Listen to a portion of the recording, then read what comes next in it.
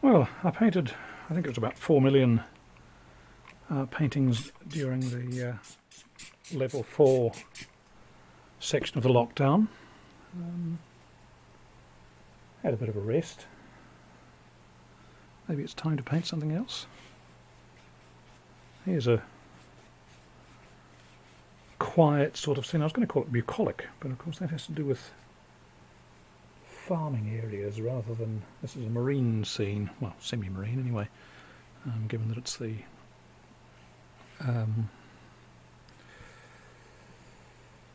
Foxton Estuary, so it's not actually out at sea. But I'll put in some clouds. It's just whatever old rubbish happens to be lying on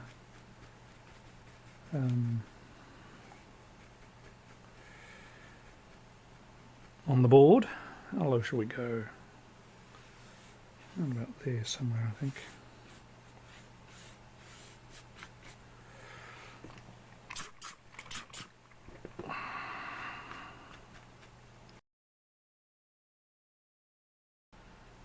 It's a sort of Steve Cronin sky. There's a YouTube painter who always starts out with a wet sheet of paper and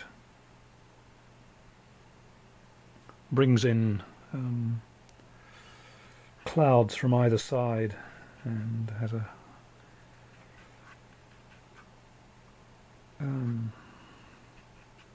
light spot in the middle.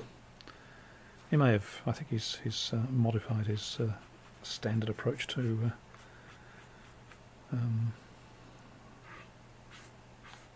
scenery, but that certainly was a characteristic of his for quite a while.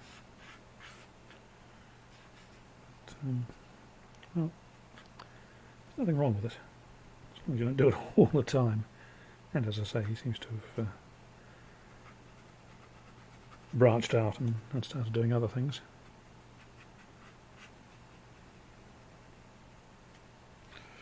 Alright, so that'll do as an initial lay-in of various colours. So we'll... Oh, not very much colour, in fact. So we'll put in some headlands, some well, they're really dunes, aren't they, on either side of the river mouth. So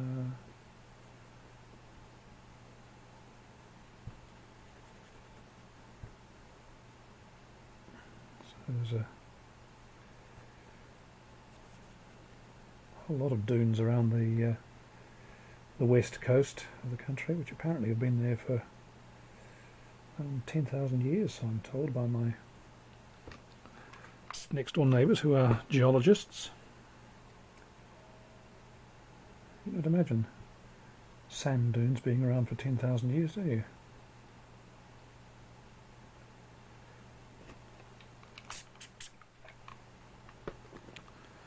So let's see if we can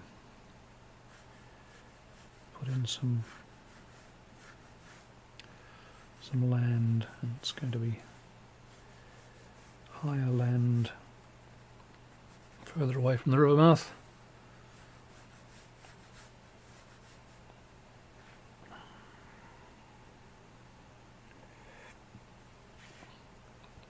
A little bit of a bluff on the southern side. So that goes up.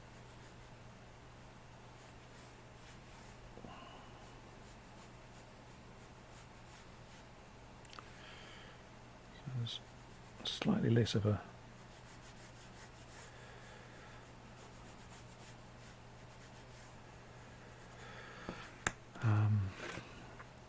wedge shape to what there is on the left, and you can see that there's a little bit of a bloom going up into the damp, cloudy area on the right hand side, which is perfectly fine because it suggests that there is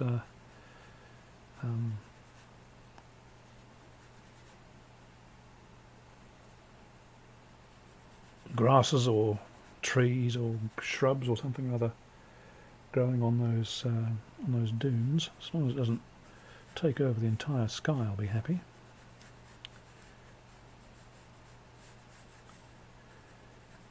Alright, so that's done that, and it looks as though the land goes across the river mouth. There. So, let's add a bit of the water in the river, which is going to be, water always reflects colours. Well, it doesn't only reflect colours, because of course sometimes you see down into the water, but that's only when it's really quite close up. But water in the distance is generally a reflector. So in other words, we use the same colour. I'll try and pick up the same colours. Oh, probably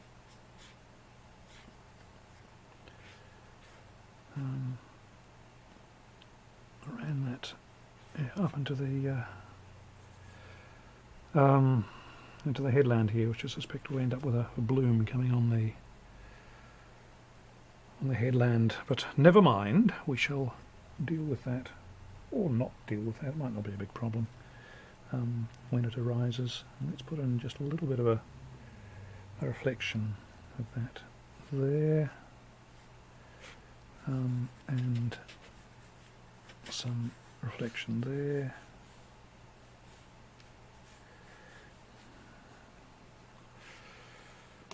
Let's take the reflection of the clouds. Oh, I should probably be putting a fairly light colour in there, given that I'm reflecting a very light part of the sky. So let's just dial that back a bit.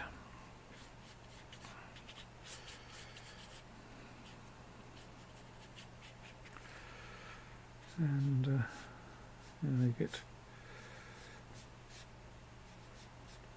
parts of the water that are reflecting various things. So you get streaks going across the water that it's not all that easy to necessarily work out what they are reflections of. Here I'm putting in reflections which are obviously meant to be the headland, but well, that'll do. So now we want to do the foreground. In the foreground, I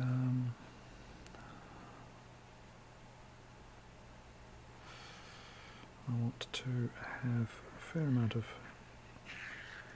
yellow in the foreground because it's grass, and I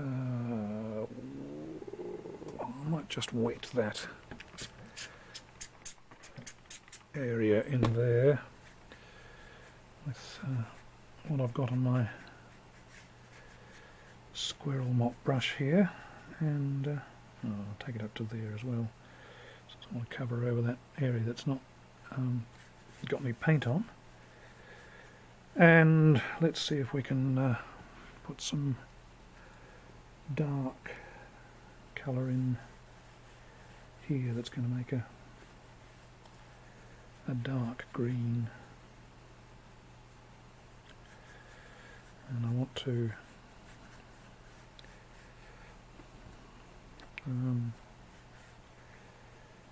just leave a bit of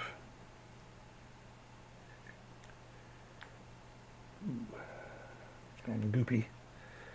And blue, I don't know why it's gone goopy.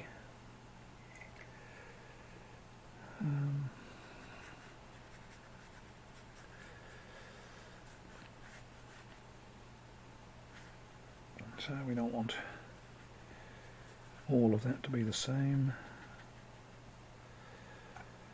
And that bloom is quite useful perhaps, but oh, I can't see my credit card. There we go. I was going to use my credit card to try and just bring some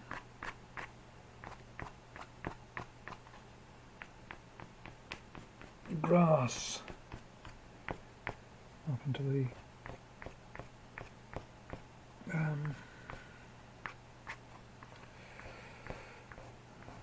wet into the over the water.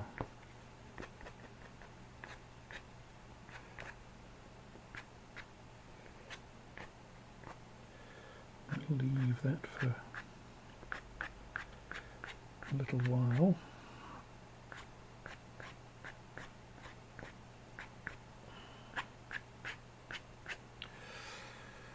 Add a bit more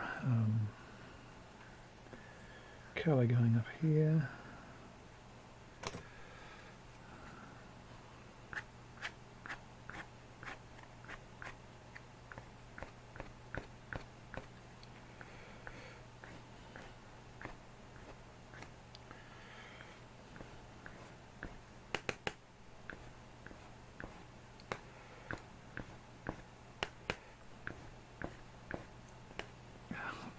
Panting, wanting to walk away from me, just while I'm holding it down by the very edge and leaving a whole bunch of little fingerprints on the edge of the paper, just to stop it from wandering. Because it's well, I suppose I could deal with that properly, couldn't I? Which is by sticking it to the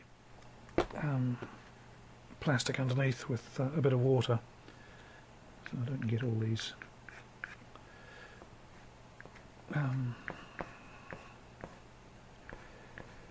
wet. These fingerprints. So let's see. There's a bit of breeze just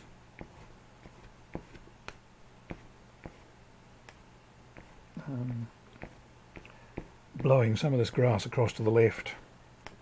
The breeze is blowing the grass across to the left because it's easier for me to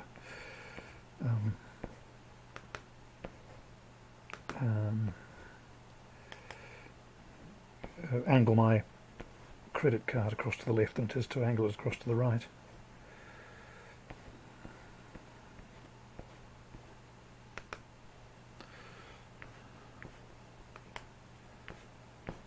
Oops.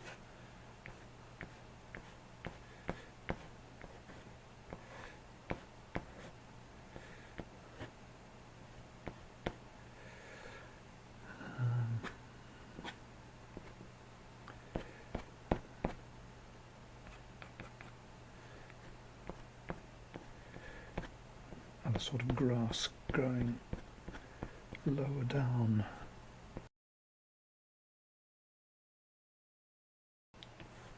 What can you do?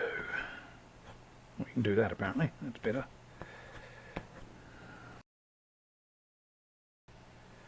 Try to put in something that's going to take attention away from that blue splodge, maybe. Oh, there we go, that's cleaned it up a little bit.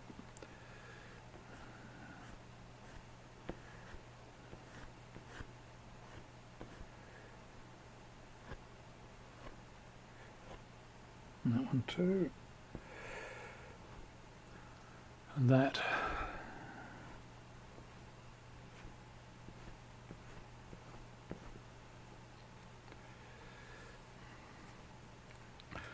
What do you reckon we do something a little bit darker on the headland, just so it stands out a bit more?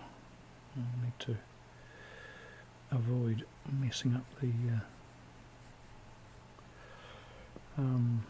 grasses. Just put a dark edge at the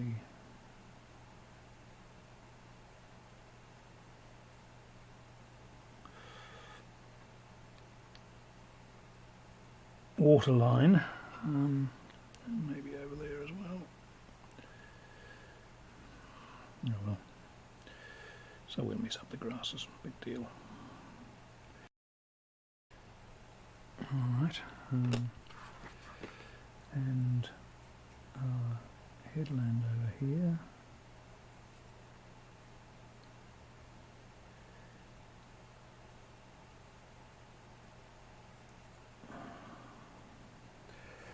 And we'll say that's all a little bit heavier than we wanted, but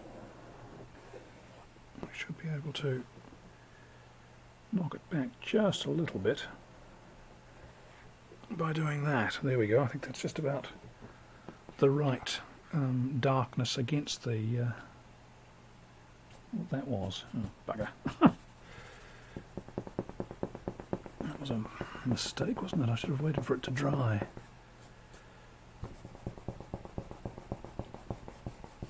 Let's clean it up a little bit. Yeah, I'm inclined to say that's about done. Must be the fastest painting I've ever done.